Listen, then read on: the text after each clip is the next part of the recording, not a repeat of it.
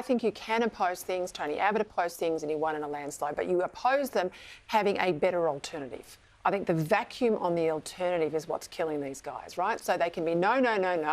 Okay, fair enough. Well, what's your alternative? Right. And they don't have that alternative, so that the proposition's not there.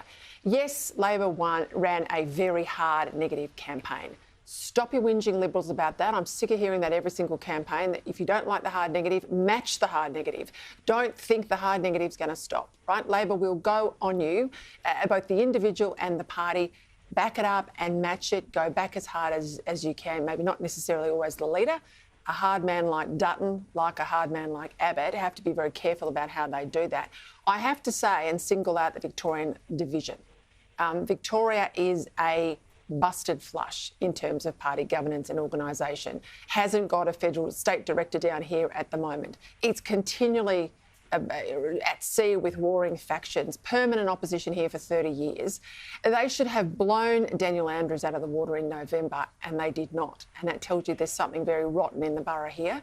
I suspect the fact that she wasn't local really hurt them in this campaign.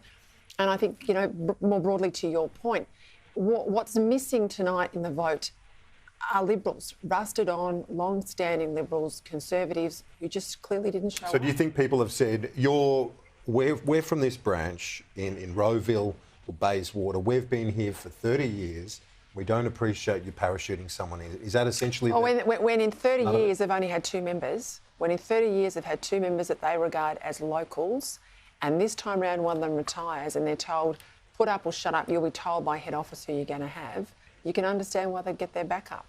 As I said, you know, these people are the soul of the earth, right? These are the people that do their hard yards in the Liberal Party.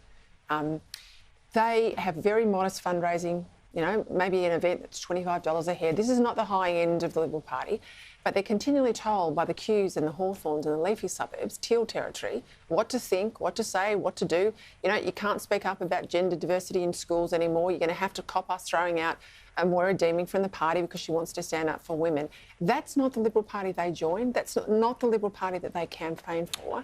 I think that's a problem for them as well.